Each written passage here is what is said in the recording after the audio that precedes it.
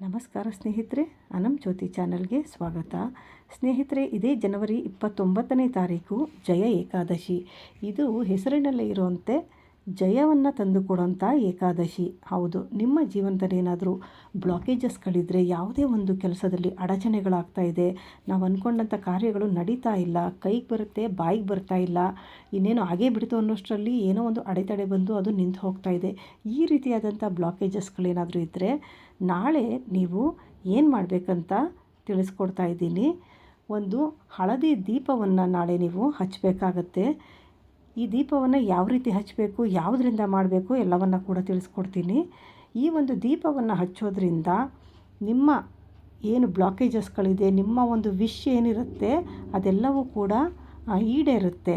ನೀವು ಏನು ಮಾಡಬೇಕಂತ ಹೇಳಿದ್ರೆ, ಗೋಧಿ ಹಿಟ್ಟನ್ನು ತೆಗೆದುಕೊಳ್ಳಿ. ನೀವು ಸಾಮಾನ್ಯವಾಗಿ ಊಟಕ್ಕೆ ಬಳಸುವಂಥ ಗೋಧಿ ಹಿಟ್ಟನ್ನು ತೆಗೆದುಕೊಂಡು ಅದರಲ್ಲಿ ಸ್ವಲ್ಪ ಅರಿಶಿಣವನ್ನು ಮಿಕ್ಸ್ ಮಾಡಬೇಕು.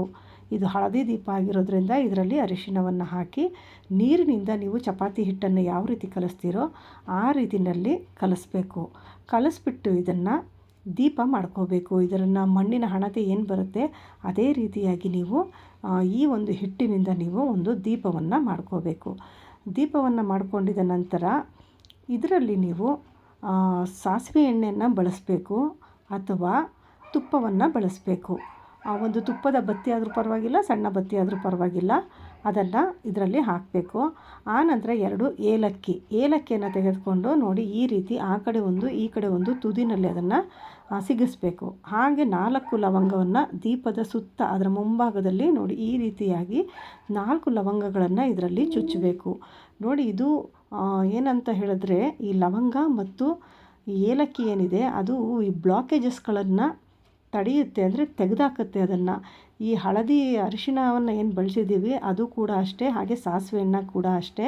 ಇದು ನಿಮ್ಮ ಜೀವನದಲ್ಲಿರುವಂಥ ಬ್ಲಾಕೇಜಸ್ನ ತೆಗೆದಾಕತ್ತೆ, ಹಾಗೆ ಧನಾಕರ್ಷಣೆಯನ್ನು ಮಾಡುತ್ತೆ. ನಿಮಗೆ ಸಾಕಷ್ಟು ರೆಮಿಡಿಗಳಲ್ಲಿ ಇವುಗಳನ್ನ ಉಪಯೋಗ ಮಾಡುವಂಥದ್ದು ನಿಮಗೂ ಗೊತ್ತಿರುತ್ತೆ. ಹಾಗೆ ಈ ಲವಂಗ ಮತ್ತು ಏಲಕ್ಕಿ ಏನಂತ ಹೇಳಿದ್ರೆ, ನೆಗೆಟಿವಿಟಿ ಏನಿರುತ್ತೆ ನಿಮ್ಮ ಮನೆಗಳಲ್ಲಿ ಅದನ್ನೆಲ್ಲವನ್ನು ಕೂಡ ಅದು ತೆಗೆದು ಹಾಕುತ್ತೆ. ಆದ್ದರಿಂದ ಇವುಗಳನ್ನೆಲ್ಲ ಬಳಸಿ ನೀವು ಒಂದು ದೀಪವನ್ನು ಹಚ್ಚಬೇಕು.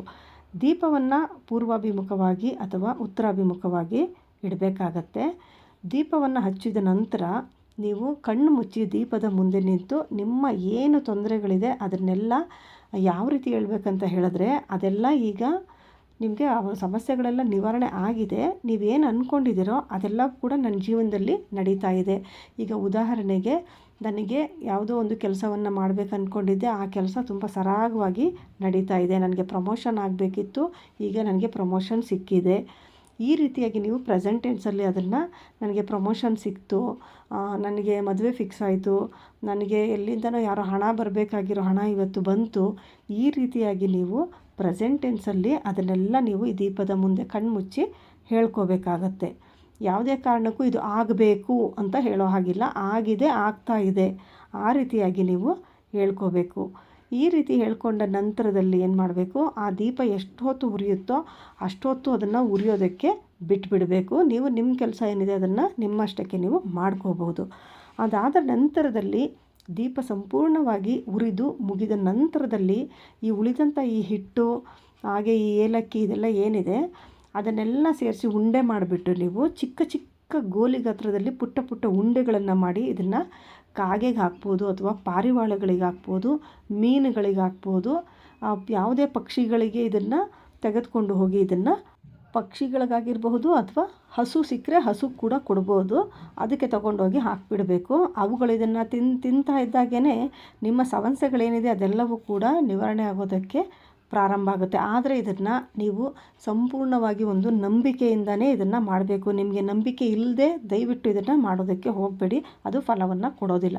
ನೀವು ಸಂಪೂರ್ಣ ಭರವಸೆ ಇಟ್ಟು ಇದನ್ನು ನಂಬಿಕೆಯಿಂದ ಮಾಡಿದ್ದೇ ಆದಲ್ಲಿ ಖಂಡಿತ ನಿಮಗೆ ಇದರಲ್ಲಿ ನೀವು ಅಂದ್ಕೊಂಡಿದ್ದ ಕಾರ್ಯಗಳು ನಡೆಯುತ್ತೆ. ಯಾಕೆಂದರೆ ಅಷ್ಟು ಶಕ್ತಿಶಾಲಿಯಾದಂಥ ಜಯದ ಏಕಾದಶಿ ಅನ್ನೋದು ಆ ಹೆಸರಲ್ಲೇ ಇರೋದ್ರಿಂದ ಆ ದಿವಸ ನೀವು ಮಾಡೋ ಎಲ್ಲ ಕೆಲಸ ಕೂಡ ಜಯ ಅನ್ನೋದು ನಿಮಗೆ ಖಂಡಿತವಾಗ್ಲೂ ಸಿಕ್ಕೇ ಸಿಗುತ್ತೆ.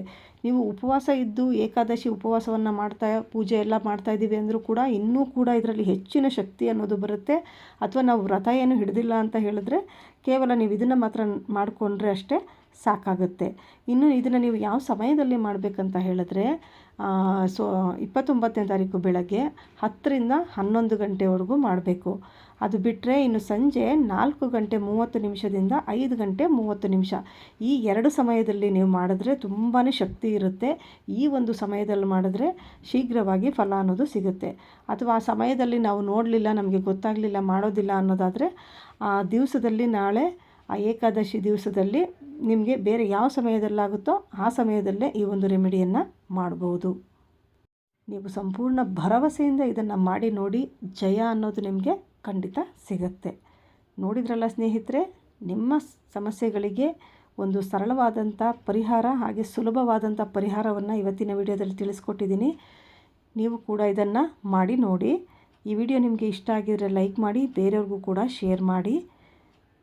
ಸಬ್ಸ್ಕ್ರೈಬ್ ಮಾಡದೆ ನಮ್ಮ ಚಾನೆಲ್ ನೋಡ್ತಾ ಇದ್ದರೆ ಈಗಲೇ ಸಬ್ಸ್ಕ್ರೈಬ್ ಮಾಡಿಕೊಂಡು ಪಕ್ಕದಲ್ಲಿರೋ ಬೆಲ್ ಐಕಾನ್ ಒತ್ತಿ ನಿಮ್ಮ ಅನಿಸಿಕೆಗಳನ್ನು ಕಮೆಂಟ್ ಮಾಡಿ ತಿಳಿಸಿ. ಮತ್ತೊಂದು ಹೊಸ ವಿಡಿಯೋ ಜೊತೆ ಮತ್ತೆ ಭೇಟಿ ಮಾಡೋಣ. ಅಲ್ಲಿವರೆಗೂ ನಮಸ್ಕಾರ. ಸರ್ವೇ ಜನ ಸುಖಿನೋ ಭವಂತು.